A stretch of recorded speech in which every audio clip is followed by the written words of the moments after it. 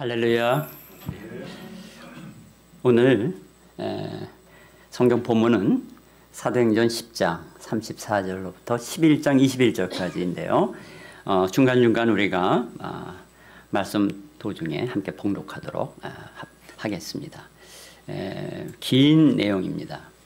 여러분들이 미리 다 전체를 읽어보시고 또 숙제하고 오신 줄로 믿겠습니다. 오늘의 제목은요, 복음이 부흥을 이끌 때, 이런 제목입니다. 구약과 신약에는요, 역사서들이 있어요. 특히 신약의 역사서의 대표적인 것이 사도행전입니다. 근데 이 사도행전은 이렇게 쭉 시간 순서로 사건들이 배열되어 있어요. 주후 30년대부터 60년대 중반까지 한 30여 년간의 기독교 초기 역사를 담고 있습니다. 전에도 이미 말씀드린 바 있듯이요, 우리는 성경을 읽을 때 나무와 숲을 다 봐야 합니다. 나무만 본다거나 숲만 본다면 본문을 충분히 이해하는 데 한계가 있습니다. 특별히 역사서의 경우는 더욱 그렇습니다. 그래서 오늘 사도행전 본문을 전체적인 흐름 속에서 그 연결성을 우리가 검토하면서 동시에 그 안에 담겨있는 핵심 내용도 확인하려고 합니다. 그러니까 복음이 어떻게 확산되어 나갔으며 그 과정에서 어떤 일이 일어났고 또 그 결과로 어떤 결과물이 나왔는지 이거 좀 확인하는 시간이 됐으면 좋겠어요. 간혹 사도행전의 여러 사건들 간의 그 연결점, 그 맥락 속에 있는 그 연결점들을 간과하는 것은요, 마치 갈비를 뜯어먹는데 뼈와 뼈 사이에 낀 고기를 뽑아먹지 않는 경우예요. 갈비인데 아깝잖아요. 오늘 우리는 그 안에 붙어있는 것들 하나하나 찾아낼 것입니다. 그러니까 오늘 본문을 통해서요, 복음이 전해지고 이어서 펼쳐지는 과정들이 또 어떤 결과로 이어지는지 한번 살펴본다는 겁니다. 문제의 사건이 그렇다면 부흥의 결과로 이어지고 펼쳐지는 과정에 어떤 요인이 필요할까요? 여러분, 오늘 고넬료 사건을 통해서 이어지는 사건들을 베드로 사도가 어떻게 그것을 나름대로 적응하고 끌어가는지, 성령께서 그를 어떻게 사용하시는지를 쭉 검토하는데요. 그렇다면 이러한 문제 사건이 부흥의 결과로 펼쳐지게 됩니다. 그 펼쳐지는 과정이 그럼 어떤 요인들이 필요했는가 보자는 거예요. 그 첫째가 준비된 사람들에 대한 복음 선포가 필요하다는 겁니다. 뭐라고요? 준비된 사람들에 대한 복음 선포가 필요하다는 거예요. 오늘 그 세 개의 대지가 다 중요해요. 기억하셔야 돼요. 좀 메모를 했으면 좋겠어요. 준비된 사람들에 대한 복음 선포가 필요하다 하는 것입니다. 고넬료 가정에 전해진 그 베드로의 복음 선포는요, 문자 그대로 준비된 사람들을 향한 선포였어요. 여러분, 복음 선포라는 건요, 그 상담가들이 사람들, 내담자를 이렇게 설득하는 그런 게 아닙니다. 이 경전이냐 칼이냐 선택해라 달려드는 이 강요된 이 종교들의 그 위협스러운 접근이 아닙니다. 그 아덴의 소피스트들이 던지는 논리적 수사도 아닙니다. 오늘 본문의 베드로의 복음 선포는요, 문자 그대로 선포입니다. 선포입니다. 이 선포를 받아들이냐 아니냐 하는 것은 본인들의 몫인 거예요. 그래서 복음은 준비된 자들의 복음인 것입니다.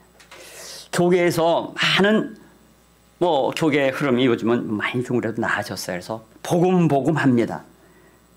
말은 그렇게 하면서도 정작 복음에 대한 제대로 된 선포가 사라진 지 오래입니다. 어찌하여 온전한 복음이 선포되지 못하고 있을까요? 몇 가지 예를 들 수가 있어요. 하나는요, 복음에 대한 확신이 없기 때문에 그래요. 복음이 담고 있는 그 엄청난 의미와 가치를 실감 넘치게 경험하지 못했기 때문이라는 거예요. 두 번째는 짝퉁 복음으로 인해 복음의 원형이 가려지고 오해됐다는 겁니다. 뭐 때문에요? 짝퉁 복음 때문에. 이 세속적인 복을 추구하게 하고 거짓된 성공 신화를 쫓게 만드는 것. 그저 힘을 얻고 위세를 떨고 성취를 이루면 모두가 성공한 목회인 것처럼 사람들을 오도하는 분위기가 너무나 강합니다. 이래서 기독교인들이 혼동하는 거예요. 떠나 누군가를 포섭하기 위한 도구로 복음을 전락시켰다는 거예요. 변절시켰다는 거예요. 이 상처로 얼룩진 사람들은요, 어느 시대나 있죠. 이런 사람들은 사이비 집단에 포섭되기 아주 좋아요.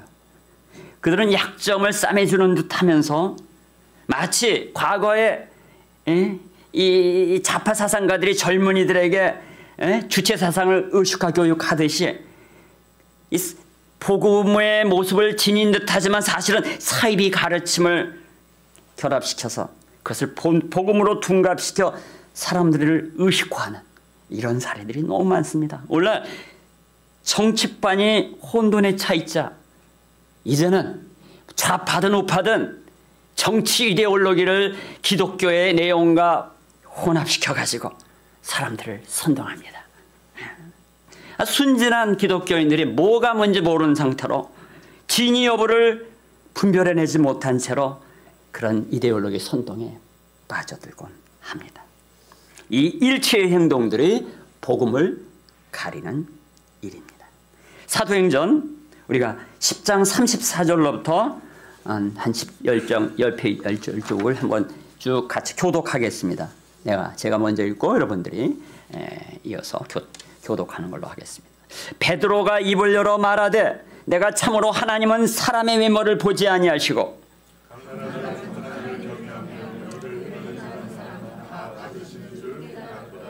만유의 주 되신 예수 그리스도로 말미암아 화평의 복음을 전하사 이스라엘 자손들에게 보내신 말씀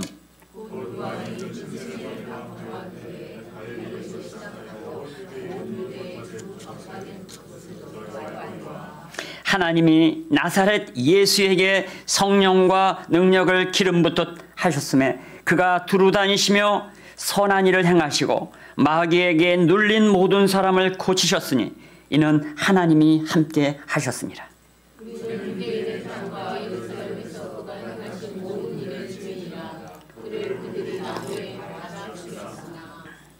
하나님이 사흘 만에 다시 살리사 나타내시되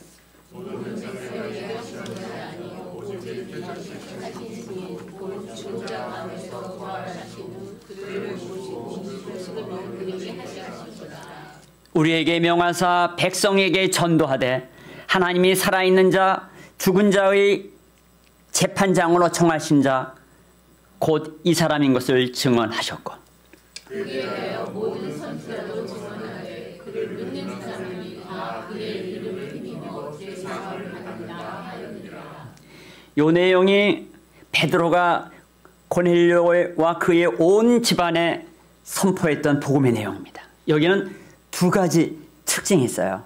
그 36절에 보면요, 이런 표현이 나와요. 만유의 주 되신 예수 그리스도로 말미암은 화평의 복음, 이런 표현이 나와요. 이걸 선포했던 거예요. 뭐라고 얘기했어요? 예수 그리스도로 말미암은 화평의 복음이라는 말을 분명히 담아냅니다. 이것은 복음의 본질을 표현해 주고 있어요. 복음은 화평을 가져오는 것이에요. 복음은 1차적으로 하나님과의 화평을 가져옵니다. 우리가 하나님과 화평되게 되면 내 안에 나와 화평합니다. 그리고 이웃과 화평하게 되고 자연과 화평하게 됩니다. 그러니까 하나님과의 화평은 모든 것과의 화평의 결과를 가져온다는 거예요. 문제는 이 화평의 복음이 지닌 놀라운 능력이 사람들 속에 경험되지 않고 있다는 것입니다.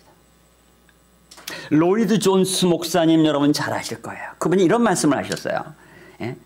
우리는 교회의 멤버가 모두 그리스도인이라고 가정해서는 안 됩니다. 이것은 가장 치명적인 오류입니다. 많은 사람들은 지식적으로 기독교를 받아들였을 뿐 말씀과 복음의 능력 아래 들어온 적이 없기 때문에 진정으로 회개하지 않았습니다. 이런 얘기를 하셨어요. 맞습니다. 많은 거짓 교인들이 화평의 복음을 제대로 경험하지 못한 채로 살아갑니다. 이 베드로의 복음이 갖는 두 번째 특징은요, 예수님의 공생의 사역의 맥락 속에서 복음의 깊고 폭넓은 의미를 구체적으로 증언한다는 거예요. 여러분, 복음은 절대 단순한 게 아니에요. 예수 믿으면 전당 간다.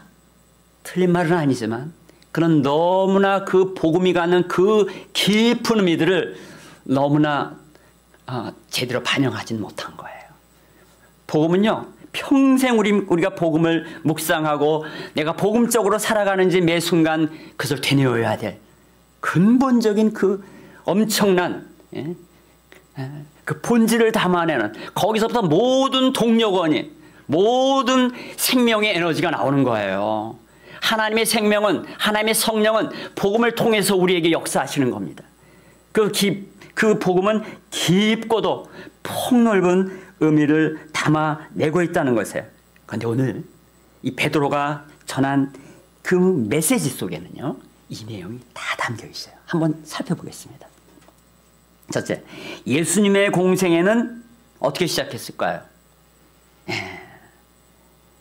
요단강에 침례 요한이 있을 그 장면에서 그가 나오셔요. 그리고 이제 그가 침례를 받은, 그분은 회개의 침례를 위한 것이 아니었어요. 사람들은 회개의 침례를 위해서 나왔지만 예수님은 그 자리를 빌어 사실은요, 공생애를 이제 시작하는 그야말로 선포식이나 다름없어요. 그 자리에 성령이 비둘기처럼 그에게 내리는 장면이 목격되게 됩니다. 네. 다시 말해서 하나님 나라가 성령을 통해서 예수님 위에 임하신 것을 선언해 주는 거지. 네. 복음을요, 조금 확장하면요, 이것은 원래가 그래요. 하나님 나라가 임하신 것으로부터 이 복음은 시작되었다는 것을 기억해야 합니다. 베드로는 이것을 성령이 기름 붓듯 하셨다라고 증언하고 있어요. 두 번째로 이 베드로의 복음 선포 안에는요, 예수님의 공생의 사역이라고 하는 것은 바로 하나님 나라가 무엇인지를 구체적으로 보여주는 사역이라는 것을 드러내고 있어요. 예수님 우리를 위해서 돌아가시고 십자가에서 돌아가시고 부활하셨다. 이건 핵심이에요. 맞아요. 그게 아주 절정이에요. 그러나 사실은 예수님의 공생의 사역 전체가 복음을 반영해주고 있는 거예요. 복음이 뭔지를 보여주는 거예요. 예수님은 하나님 나라가 임하게 하시는 바로 그 시작이면서 그분이 오심이 사실 하나님의 나라의 시작이에요. 그러면서 이제 그야말로 이 성령 임하시는 그 자리에 이제 공생의 선포식이 있는 것이죠. 그래서 하나님 나라를 그분은 끊임없이 전하고 다니셨어요. 전도하시고, 그죠? 그다음에 하나님 나라의 원리를 또한 가르치셨어요. 가르치시고, 그리고 무엇보다도 치유 사역을 이루셨어요. 이것은 하나님 나라의 실제를 경험시키는 것입니다. 하나님 나라를 경험하는 견습 문자 그대로 사례를 보여주신 거예요. 이것을 베드로는 한 문장으로 이렇게 얘기합니다. 그가 두루 다니시며 선한 일을 행하시고 마귀에게 눌린 모든 사람을 고치시니 이는 하나님이 함께 하셨습니다. 바로 이 한 문장이 예수께서 바로 하나님 나라에 임하심에 대한 소식을 선포하시고 하나님 나라의 원리를 가르치시고 하나님 나라의 실제라고 하는 이 치유의 경험들을 시키신 이 모든 것을, 그 공생애 속에서 보여진 모든 것을 여기 담아내고 있어요. 한 걸음 더 나가서 이 그분의 공생애가 보여준 그 풍성한 복음의 의미를요, 세 번째로 바로 십자가의 죽으심과 부활을 전함으로써 아주 정점을 이루는 그런 복음의 핵심을 담아냅니다. 이 본문에서 베드로는요, 예수님의 그 선한 사역을 소개하면서 그 모든 일이 수많은 증인들에 의해서 확실하다는 것을 증언합니다. 그러다가 갑자기 다음 순간, 그 공생의 결정적 순간으로서 도약합니다. 즉, 저희가 나무에 달아 죽였으나 하나님이 사흘 만에 다시 살리사, 이렇게 증언합니다. 십자가의 죽음은 하나님 나라의 개방인 거예요. 죄의 문제가 해결되므로 우리가 하나님 나라에 들어가는 겁니다. 또한 하나님 나라가 우리에게 임하는 겁니다. 이건 동시적인 거예요. 하나님 나라의 문이 열린 것이에요. 이제 그의 죽음을 믿는 자들은 그와 함께 죽어 죄의 대가를 치른 것이에요. 동시에 그 믿음의 순간으로부터 그리스도의 부활과 함께 하나님 나라 안에 살 수 있는 새 생명 가운데 진입하게 되었다는 거예요. 이것이 완전한 복음의 메시지입니다. 그러니까 그의 공생의 전체를 통해서 복음이 살아나고 그 절정에 그의 죽으심과 부활이 있었다라고 하는 것을 통해서 우리가 하나님 나라에 진입하는 존재가 됐다는 것을 드러내고 있는 것입니다. 자, 이러한 완전한 온전한 복음이 선포됐을 때 고넬료 가정에 어떤 일이 벌어졌습니까? 그 44절에는 이렇게 얘기합니다. 성령이 말씀 듣는 모든 사람에게 내려오셨다고 표현합니다. 예, 성령이 확실하게 임하신 것입니다. 45절에 보면 또 이렇게 얘기합니다. 베드로와 함께 할례받은 신자들이 이방인들에게도 성령 부어주심을 인하여 놀라며, 이런 표현 나와요. 예. 할례받은 사람들 뒤에 설명할게요. 이들이 이방인들에게 성령 부어주셨다는 사실에 놀랐다는 거예요. 46절은 이렇게 얘기합니다. 이는 방언을 말하며 하나님의 높임을 들음이러라. 당시 말씀을 받는 자들에게 성령이 구체적으로 임했다는 사실을 베드로와 함께했던 유대인 신자들도 확인했어요. 성령이 임하시면 그에게는 화평의 복음을 믿는 사람다운 결과가 옵니다. 고넬료 가족에게 내려오신 성령의 임재 사건은 그런 차원에서 두 가지 의미를 담고 있어요. 첫째는 이방인도 하나님의 성령 부어주심을 유대인 신자들에게 보이심으로써 하나님의 구원이 유대인에게 한정된 것이 아니라 이방인들에게도 확장되었다는 이 확실한 증거를 보여주시는 것이었어요. 동시에 준비된 자가 복음을 받아들이게 되면 그 믿음의 결과가 구체적으로 드러난다는 사실을 보여줍니다. 당시엔 무언가 구체적인 것들이 필요했어요. 하나님 나라의 그 가시적인 현상들이 나타날 필요가 있었어요. 그 필요가 있었으면 하나님 그대로 역사하시는 겁니다.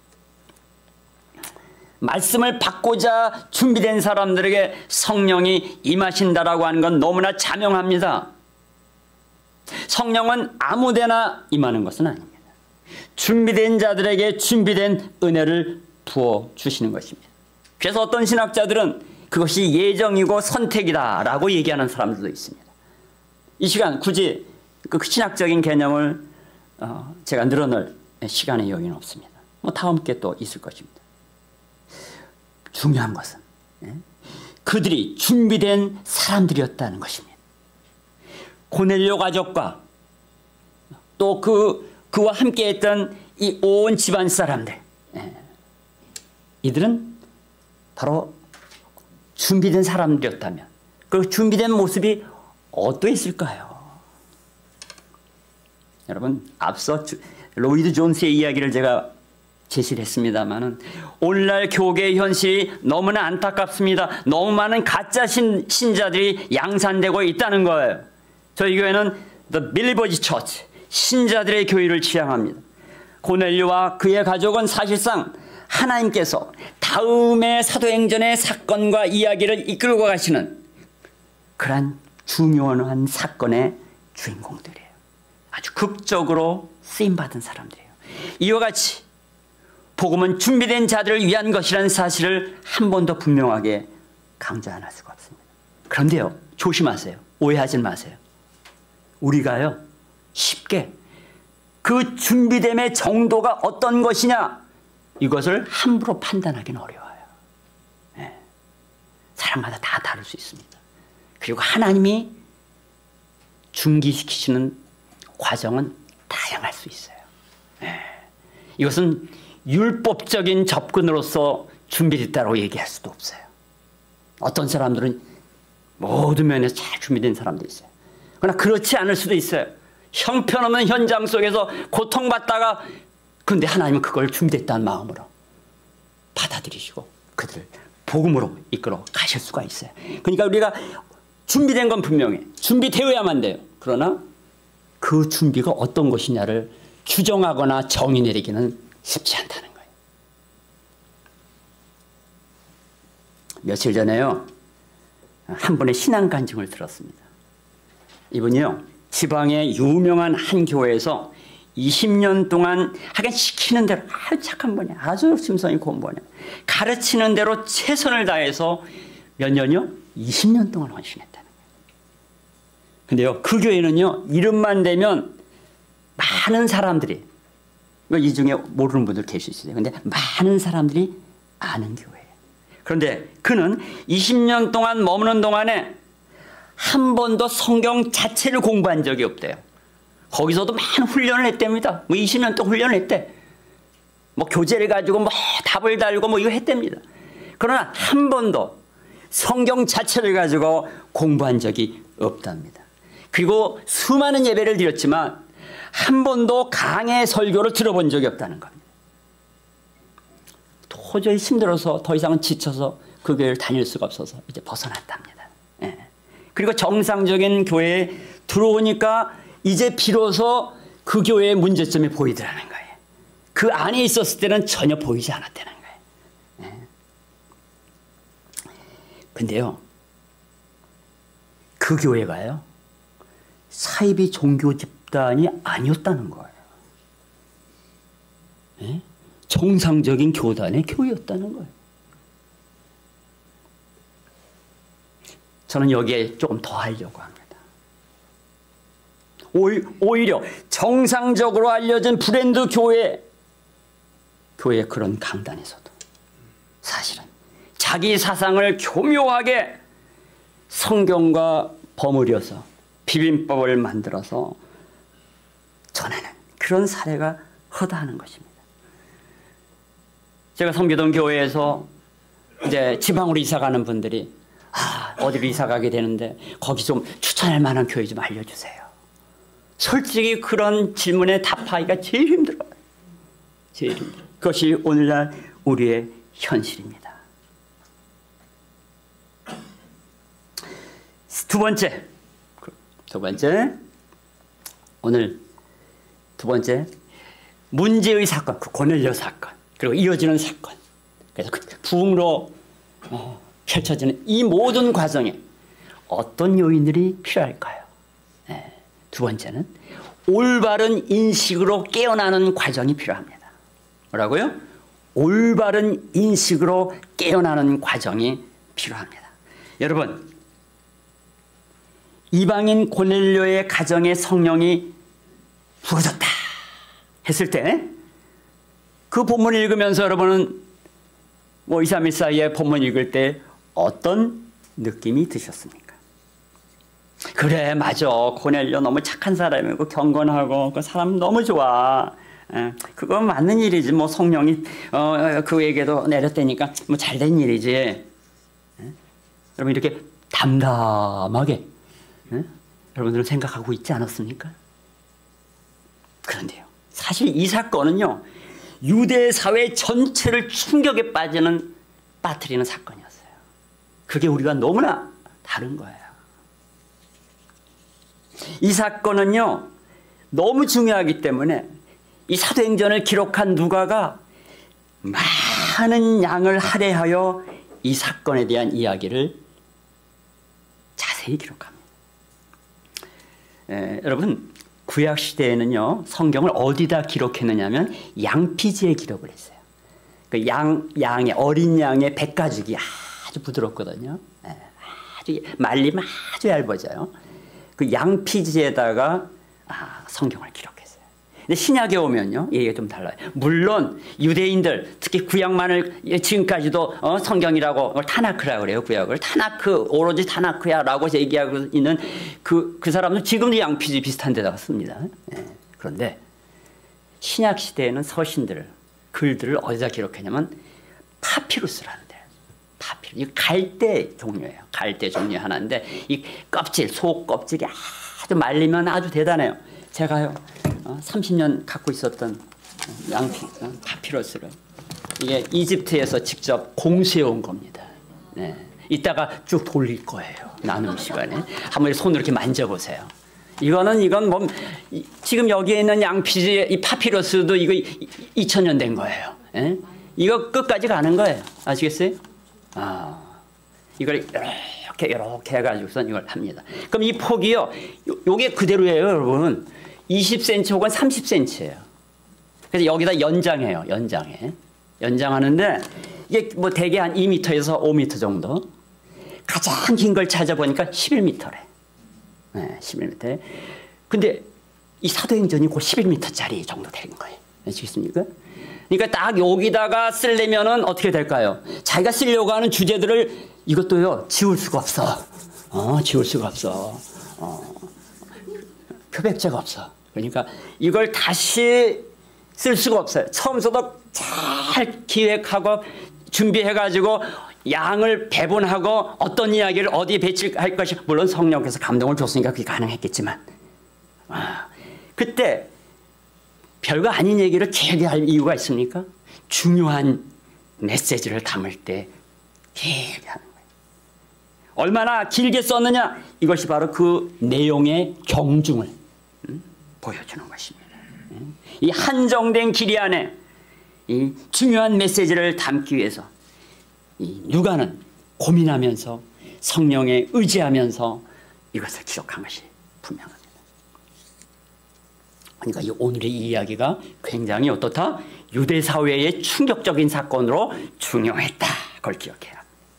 당시에 그 예루살렘에 아직 남아있었던, 그 대핍박으로 많이 흩어졌지만 그래도 남아있었던 예루살렘 교회는 유대 사회의 입장에서는요, 아직 이방인들이 안 들어와 있었잖아요. 유대 사회의 입장에서는 그냥 이단 정도, 유대교의 이단 정도로 취급되어 있었습니다.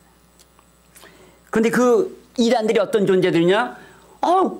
아주 오랜 동안 기다리던 그 메시아가 바로 예수 그리스도다. 예수님이 바로 메시아다. 그러니까 우리가 예수 그리스도라고 쉽게 표현하지만 예수가 메시아다. 이 표현이 우리가 예수 그리스도 할 때 이거는 예수가 메시아다. 마사야.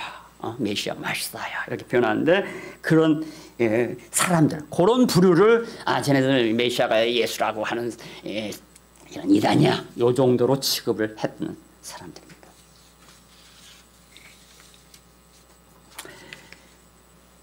당시의 유대인들은 그리고 예수님을 믿은 유대인들도 똑같은 거예요. 그냥 유대교인이에요. 당시로서 유대교 이단이지.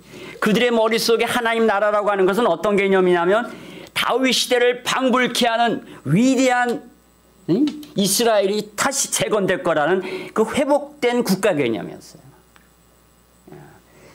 예루살렘 교회 안에는 믿는 신자들 중에서 여전히 이게 남아 있었을 것으로 추정하는 것이죠.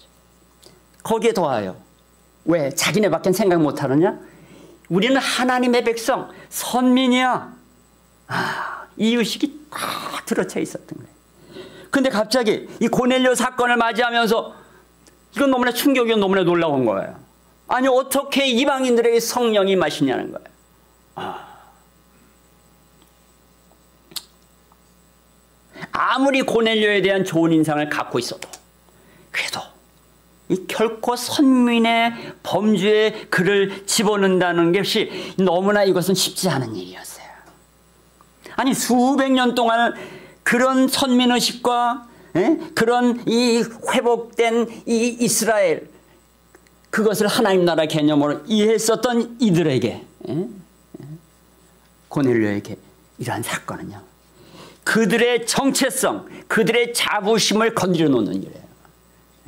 이건 충격이 아닐 수가 없다는 거예요. 누구 말 맞다나 이거 문제가 큰 것입니다. 본문 11장 1절로 3절에 보세요. 지금 설명한 이런 내용이 아주 자명하게 드러나고 있습니다. 한 목소리를 한번 읽을까요? 다 같이 시작. 유대에 있는 사도들과 형제들이 이방인들도 하나님의 말씀을 받았다함을 들었더니 베드로가 예루살렘에 올라갔을 때에 할례자들이 비난하여 이르되 네가 무할례자의 집에 들어가 함께 먹었다 하니. 이 장면에서 베드로가 할례당으로부터 심한 공격을 받게 됩니다. 할례당이 있었어요. 이 예루살렘 유대인 신자 안에 뭐가 있었다고요? 할례당이 있었던 거예요. 이 할례당에 대해서 최근에 아주 많은 학계의 연구가 있어요. 아주 디테일한 연구가 있어요. 그것을 지금 다 설명할 필요는 없지만 몇 가지만 얘기를 하겠어요. 이들은요, 할례와 음식에 관한 법은 이것은 여전히 유효하다. 예수님조차도 아마 할례를 받으셨을 것 같아요. 어렸을 때. 그리고 뭐 함부로 식사해. 왜냐면 문화 자체가 그런 거북된 금엔 양식은 팔지도 않고 그거는 음식에 놓지도 않기 때문에 다 했을 것이다 말이지. 이렇게 주장하면서 여전히 할례의식과 율법에 관한 법은 유효하다라고 주장하는 사람들이 있었어요. 사실 이들은요, 도저히 이방인들이 이 선민의 범주 안에 들어오는 것을 여전히 마음이 이게 수용이 안 돼. 확실한 증거는 있고. 그래서 어떻게 했는 거 아니? 이방인들 예수 믿으면 할례를 받아야 된다고 주장했다. 할례를 받아. 한 걸음 더 나가서 이 베드로가 이방인의 집에 들어가 그들과 식탁을 같이 하고 음식을 같이 먹어, 이건 있을 수도 없는 거예요. 이건 모세의 강령을 어긴 거예요. 그게 무슨 말이냐면 성경 구약 전체는 거룩함, 성별됨을 굉장히 강조합니다. 그런데 하나님이 금하신 것을, 그 부정한 것들을 접하면 그도 부정한 존재가 된다고 생각했어요. 부정한 음식, 또 이방인들은 뭐예요? 부정한 존재예요. 출생에서부터 평생 부정한 존재로 살아가는 그들과 식탁의 교제를 나눴다. 큰일 날 짓이에요. 바로 베드로가 이 부정한 자들과 함께 겸하여 그들과 하나 됐다 하고 그를 비난했던 것입니다.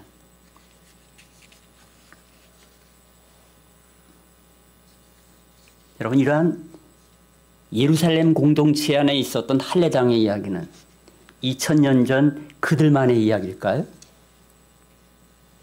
오늘날 현대교회에도 여전히 이런 일들이 나타나고 있습니다. 한 사회가 하나의 구조화된 이 사고 프레임 속에 고착되어 버리면 그 고착된 틀에서 벗어난다라고 하는 것은 이건 쉽지 않은 아주 어려운 일이라는 것을 지난번 제 설교에 말씀을 이미 드렸습니다. 그 사회가 갖고 있는 이 고정틀이 강력한 회전력을 지니고 돌아가고 있을 때 오히려 사람들이 다른 생각, 다른 모습의 사람들이 접근만 해도 그 회전력에 튀어나갑니다. 부딪히면 튕겨나가게 돼 있어요. 어떻게 살아야 됩니까? 그 회전틀에 편승하여 함께 돌아가는 수밖에 없는 것이죠. 사람들이 다 이러고 사는 거예요. 전에 제 밑에서 공부하신 한 사역자가 제게 찾아와서 교제하고 대화를 나누는데 그가 내 밑에서 배운 분이니까 교회론 얘기하면서 이렇게 얘기를 하더라고요. 아마 고민을 했던 모양이에요. 현대교회가 잘못되어도 많이 잘못됐다는 거 저도 압니다. 그런데 그럼 어쩌겠습니까? 아주 그의 자조 섞인 말에 제가 좀 상당히 당황스럽기도 했습니다. 저는 대부분의 목회자들이 이런 식으로 현실에 주저앉을 수밖에 없는 오늘날 교계의 현실, 그 위기 상황을 아파하며 기도하지 않을 수가 없는 것입니다. 본문으로 돌아가서 할례당의 비난에 그렇다면 베드로는 어떻게 반응하는지를 보세요. 사실은 긴 얘기입니다만은 세 가지로 간추림 이런 거예요. 베드로는요, 있는 그대로를 얘기해요. 보자기 환상을 통해 하나님이 시청각적 계시를 목격한 사실을 아주 자세하게 소개를 합니다. 다음에 베드로와 고넬료 양쪽에 성령과 천사가 나타나 그 만남을 주선하셨다는 사실을 증언합니다. 그리고 세 번째, 그 복음을 들은 고넬료 가족의 성령이 임하신 것을 7사람의 증인을, 그 목격을 했던 그 증인 7사람의 예를 듭니다. 유대인들에게 있어서요, 7명의 증인은 완전한 증언이에요. 이런 증언이 있으면 이것은 아주 그대로 모든 법정에서 인정됩니다. 바로 이러한 증언을 통해 예루살렘에 있었던 유대 신자들이 놀라운 변화를 하게 됩니다. 이 장면을 오늘 본문 18절은 이렇게 얘기합니다. 이것은 중요하니까 한 목소리를 읽어야 돼요. 다 같이 시작. 그들이 이 말을 듣고 잠잠하여 하나님께 영광을 돌려 이르되, 그러면 하나님께서 이방인에게도 생명 얻는 회개를 주셨다 하니라. 이 사건을 통해 우리가 교훈받아야 될 것이 있습니다. 확실한 사명자로 사는 길은 하나님이 주시는 확실한 증거 경험이 필요하다는 거예요. 이 증거를 가지고 나도 살고 남도 살리는 것입니다. 그러려면 확신한 증거를 주실 그 현장에 참여하는 것이 중요해요. 그 현장의 주인공이 되는 건 더 좋고요. 여러분, 우리가 베드로는 되지 못할지라도 그와 함께 있었던 6명의 증인은 될 수가 있어요.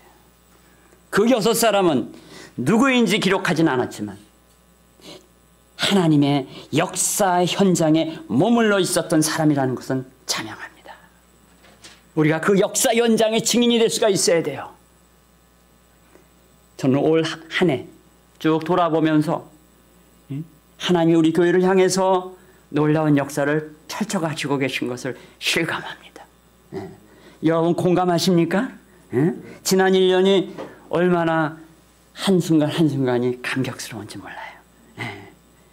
여러분이 이 과정에 함께 하신 그 6 증인이신 거예요. 다음 설교 때는 그 이 1년 동안 하나님이 어떻게 제 인생을 개인적으로도 이끌어 오셨는지를 또한 제가 증언할 것입니다. 하나님이 다루시는 역사 현장에 그 어마어마한 집회 속에 어울려가지고 내가 거기 참여, 그런 개념이 아니고, 뭐 그것도 꼭 나쁜 건 아니에요.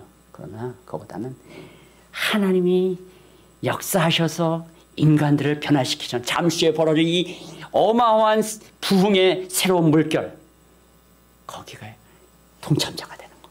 와, 이건 너무 중요하다는 거예요. 너무 중요하다는 거예요. 자, 이것은 지금 두 번째 대목에서 복음이 부흥을 일으키는 과정에서 어떤 것이었다고 얘기하는 겁니까? 어떤 것이었다고 얘기했을까요? 뭐예요? 뭘 했어요? 두 번째 다 까먹었죠? 뭐라고요? 올바른 의식의 이 변화가 우리 안에 일어나야 된다.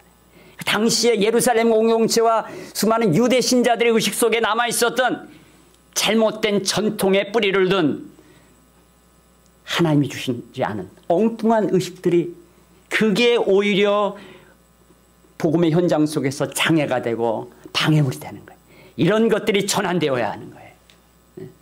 저는 사실 우리 존경하는 안정 목사님이 그 과거 이 초기에 그 목회하실 때 그 얘기를 제가 잊지 못하겠어요. 한국에서 뭐 신앙생활 했다고 교회 뭐 재직으로 있었다는 사람들이, 이건 뭐 안정 목사님뿐만 아니라 미국의 목회자들도 많이 들어요. 미국 가서 이제 새로운 목회를 시작하는 그런 교회에 참여하면 옛날 생각하고 옛날 교회 가지고서 그대로 가려고 하는, 이것은 극복돼야 됩니다. 그 극복의 과정이 장시간의 시간이 걸린다는 거예요. 우리는 근데요 1년 만에 다 된 것 같아요. 우리는 1년 만에. 제가 그래서 행복하고 감격이 되는 겁니다. 세 번째로 문제의 사건이 부흥의 결과로 펼쳐지는 과정에 어떤 요인이 또한 필요할까요? 세 번째, 샘물결의 시동자들이 일어나는 일이 필요합니다. 뭐라고요? 샘물결의 시동자들이 일어나는 일이 필요합니다. 뭐 시동자라니까 뭐 그래도 이거 들어보세요. 이 말이 제일 이 말밖에는 더 이상 할 말이 단어가 없어요. 예, 시동자, 시동 건단 말이에요. 어? 차가 달리려면 시동 걸어야 되잖아. 근데 시동자가 되는 거예요. 이런 사람들이 일어나야 돼. 하나님은 고넬료와 그의 집안에 성령을 부으심으로 획기적인 의식 전환을 도모하셨어요. 그 결과가 완전히 예루살렘을 뒤집어 놨던 거예요. 그리고 그 결과가 거기서 머무는 게 아니에요. 그 의식의 전환이 일어나자 엄청난 일이 벌어집니다.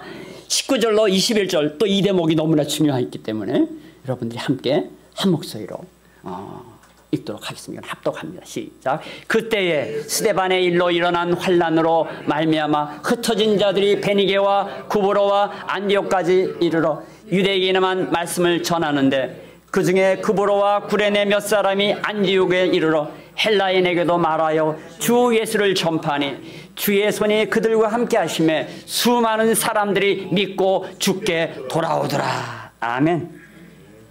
여기서 그때 동그라미 쳐놔야 돼요. 이 그때가 뭡니까? 그때 언제입니까? 예루살렘 교회가 고넬료 이방 가족에게 성령이 임했다는 사실을 인정하고 그러므로 이제 이방인에게도 생명 얻는 회개를 주셨다는 인식의 전환이 일어났을 때를 의미하는 거예요.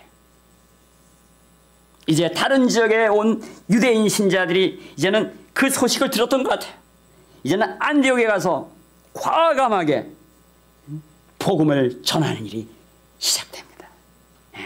이것이 바로 새로운 물결을 일으키는 물꼬를 트는 새로운 물결이 일어나는 그 과정 첫 서두에 물꼬를 트는 그런 시동자의 역할이었다는 거예요. 이것이 어디서 일어났다고요? 안디옥에서. 여러분 안디옥은 당시 세계에서 세 번째 큰 도시예요. 세 번째 큰 도시. 고대 이 지중해로 진출하려던 이 대륙의 세력들이 또는 지중해에 있는 해양 세력들이 대륙으로 정복해 들어가려 할 때 이 안디옥을 중심으로 이 집결지가 역할을 했던 거예요. 그러다 보니까 여기는 아주 요충지요 수많은 사람들이 모여드는 곳이요 그러다 보니까 국제 도시로 발돋움할 수가 있었어요. 거대하고 아름다운 도시였다고 얘기합니다. 다양한 인종과 다양한 문화와 다양한 종교가 뒤섞여 있었다고 합니다. 문자 그대로 화려했습니다. 호화스러운 생활이 펼쳐집니다. 그러면서 한편 부도덕한 일들이 난무했다고 합니다. 여기에는요 약간 유흥이 세야 되잖아요. 유흥이 스포츠 유흥으로서 마차 경기가 여러분 우리가 생각하는 마차 경기가 단순하지 않아요. 글래디에이터인가요? 아닌가? 배너입니까? 배너에 나오는 그 마차 경기 그런 일들이 여기서 벌어지는 거예요. 그럼 그것과 함께 수많은 흥행의 여러 일들이 있어요. 또 도박이 난무합니다. 밤낮을 가리지 않냐고 향락을 추구하는 사람들로 가득 차게 됩니다. 한마디로 오늘날로 말하면 안디옥은 스포츠와 사행과 도박과 유흥이 가득 찬 미국의 어떤 도시 있잖아요. 뭐 그런 것이 연상이 되기도 합니다. 트럼프가 요즘 세상이 미쳐 돌아간다는 말이죠. 이 안디옥에 딱 맞는 그런 문화 도시였던 것입니다. 이런 곳에는요 늘 행복한 사람만 있는 것이 아니죠. 거기에는 도시 생활에 적응 못하는 소외되고 박탈감에 사로잡혀 있는 그런 사람들로 가득 찹니다. 그러다 보니까 거짓 종교까지 기승을 부렸어요. 이 도시에는요 데프니아라는 신을 숨기는 우상 종교가 크게 번성했다고 그래요. 이름이 여러분 처음 듣는 분들 대부분일 거예요. 데프니아. 근데 이 데프니아가 누구냐면요 이 그리스 로마 신화에 나오는데요 이 아폴로 신이 아주 흠모하던 그런 처녀였대요. 하도 아폴로 신이 그 처녀를 찝적대니까 도망갔는데 더 이상 안 되겠으니까 자기가 월계수로 변했대요. 월계수로. 그래서 이 데프니아 우상 종교의 사제들 대부분이 여자들이었는데 그 사제들이요 일종의 종교적 창녀여서 이 월계수 숲속에서 밤마다 음탕한 짓을 벌였다고 합니다. 그리하여 이 데프니 종교라고 하는 것은 일종의 쾌락주의 종교였다는 거예요. 바알이나 아세라, 이 우상 종교와 아주 유사한 그런 면이 있어요. 여러분, 고대 근동의 종교의 이런 현상은요, 여러분, 과거에만 있었던 것이 아니에요. 그런 악한 이런 집단을 이끌고 가는 어둠의 영들이요, 언제나 있어요. 오늘날에도 5만 가지 음탕한 그런 우상 종교들이 인권의 이름으로, 다양성의 이름으로 오늘날에 펼쳐지고 있는 것을 보게 됩니다. 이런 어두운 환경 속에서 새로운 물결을 일으키는 시동자들이 있었던 것이에요. 그들은 구브로와 구레네에서 온 유대 신자들입니다. 저는 이들을 주목하기를 원합니다. 이들은요, 두 가지를 경험한 사람들이에요. 첫째는 오순절을 경험한 사람들이에요. 오순절의 성령 강림을 경험한 사람.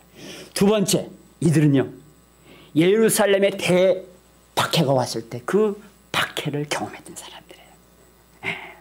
이들이 원래 예루살렘에 있다가 이제 박해로 인해서 흩어진 사람들인지, 아니면 이 다른 지역에 살다가 예루살렘 그 유대의 명절에 올라갔다가, 6월절 절기에 올라갔다가 오순절을 경험한 건지 그건 알 수 없어요. 그러나 중요한 것은 그들이 오순절을 경험했다는 거예요. 그리고 대박해를 경험했다는 것입니다.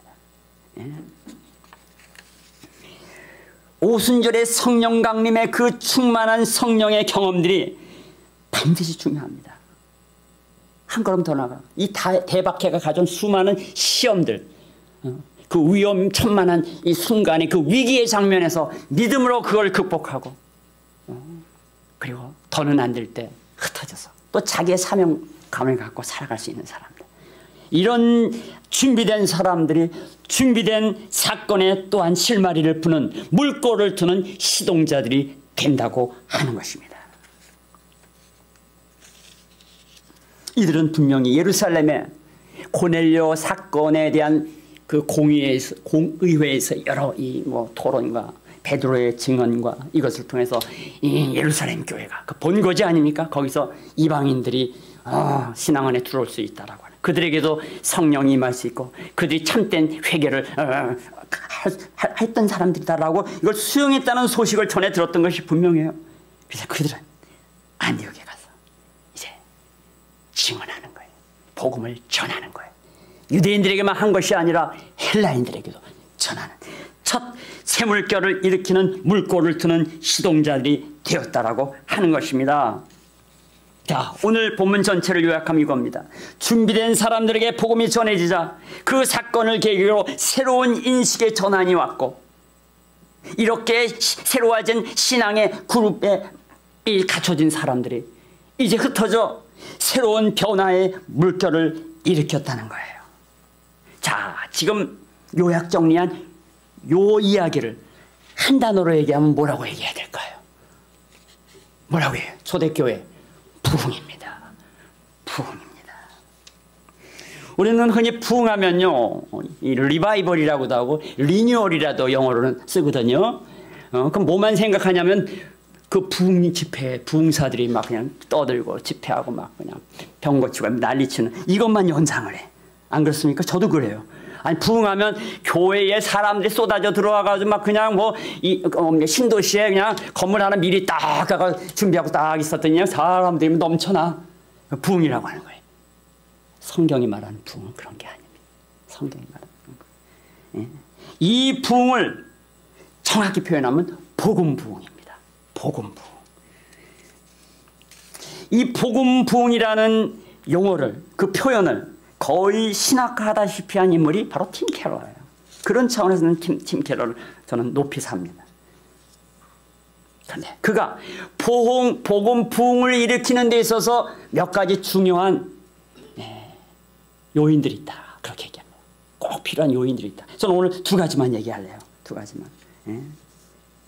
그 첫 번째 중요한 수단, 그것이 바로 각별한 기도다. 뭐라고요?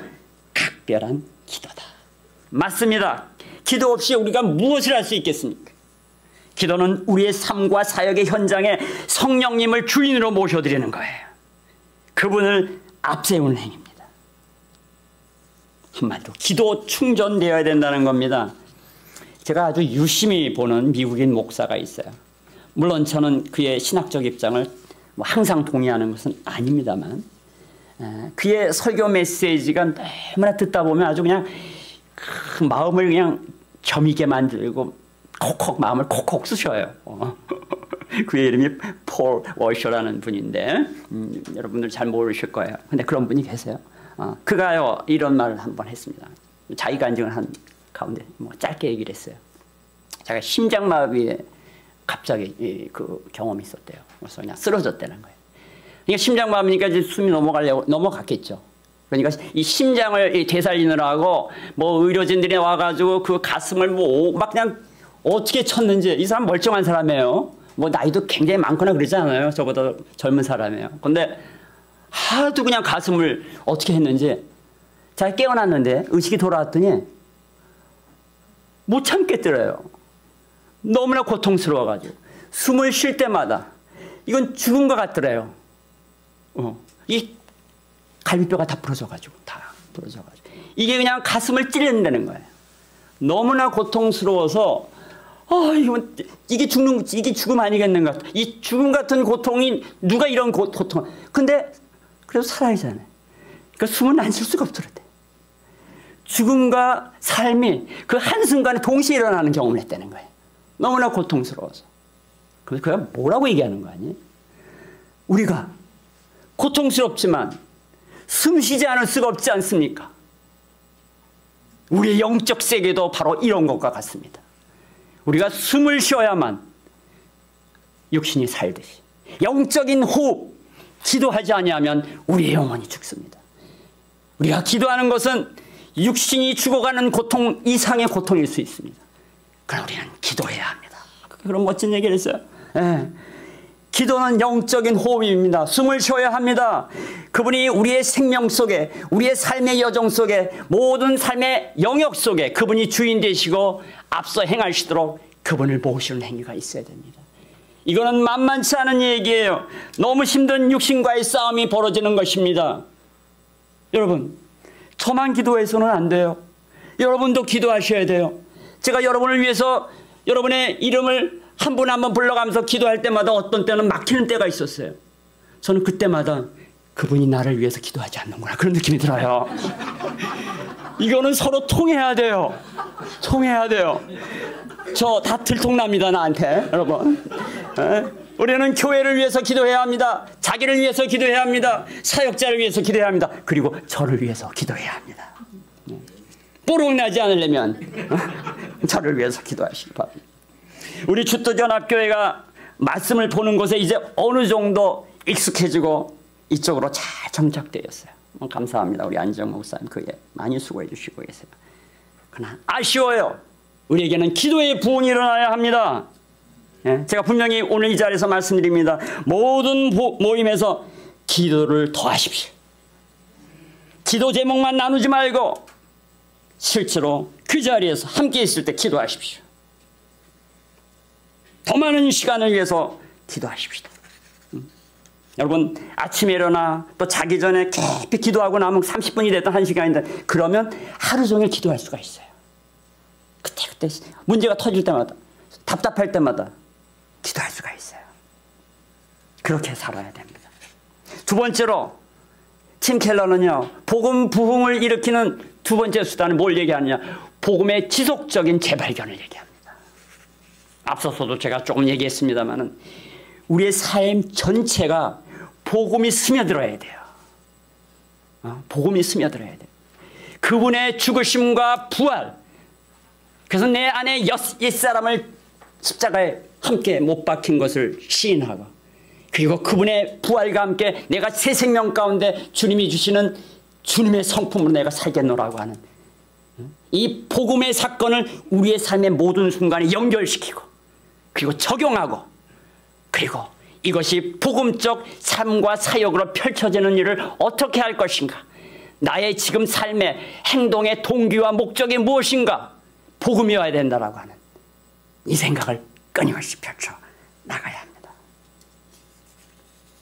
그래서 팀 켈러는 이 말을 이렇게 얘기합니다. 복음이 복음되게 해야 한다. 복음의 지속적인 재발견이 일어나야 한다. 제가요, 지금 팀 켈러가 살아있다면 그냥 만나자마자 그냥 하이파이브를 하고 싶어요. 나 이 말 너무 마음에 든다. 이 말 하면서 말이죠. 이건 정말 맞는 말이에요. 옳은 말이에요. 오늘 본문에서 샘물결이 뭐가 샘물결입니까? 느낌이 옵니까 지금?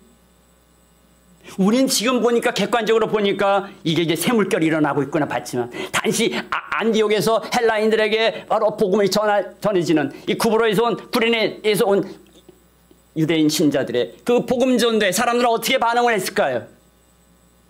대단하지 않았을지도 몰라요. 사람들로부터 모욕을 당했을지도 모르고 조롱을 당했을지도 몰라요.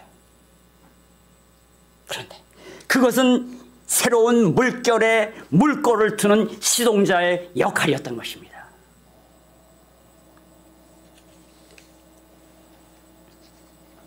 여러분, 하도 전도하기 힘들고 전도할 대상이 찾기가 어려우니까 하나님이 우리 주뜻 연합교회 경계선에 있는 분들이 상당히 계시는 그런, 여기서 경계선이라는 거 여러분 상상하세요. 예, 그냥 집단으로 이번에 우리가 함께하게 하시는 역사를 펼쳐가십니다. 인근 어느 지역에 8년간 목회를 하신 지난주에 우리 교회에 참석하신 목사님이 목회하시는 교회 인원들이 이번 성탄절 수요일입니다. 성탄절에 우리와 동참하시길 함께 연합 예배를 드리게 됐어요. 제가 그래서 어제 우리 이동화 장모님이 의자까지 다 준비를 해주셨어요. 이거 준비가 잘 돼요. 준비가 잘 돼야 돼요. 이때 여러분 어떤 자세로 우리가, 이분들은요 우리와 어떤 식으로 함께 할 것인가를 고민하고 있어요 지금. 근데 이 고민은요 지금 우리를 준비시키는 시간인 줄 아시기 바랍니다. 우리가 기도로 준비해야 돼요. 어떻게 여기 계신 분들은 지금 여기 처음 예수 믿는 사람 없어요 지금. 몇 년 되셨습니까? 이제 다 물어보겠습니다. 이제 늙다 못해 낡았어. 그동안에 여러분 그게 중요한 게, 지금부터 여러분이 준비된 지금까지의 과정을 준비된 자로 이분들을 맞이해야 합니다. 아까도 얘기했죠. 경계선에 있는 분들이 많다고. 이분들을 확실한 복음으로 충만한 성령의 은혜를 입는 그런 경험자들로 여러분들이 나서서 앞장서서 증거해야 합니다. 말씀으로, 나눔으로, 삶의 모델로 그들에게 앞선 선 경험자의 역할을 감당하셔야 됩니다. 우리 안에 복음의 부흥이 일어날 바로 그 시점에 우리는 새로운 물결의 시동자가 되어야 합니다. 기도로, 복음의 재발견으로 준비되는 저와 여러분 되기를 주님의 이름으로 축원합니다.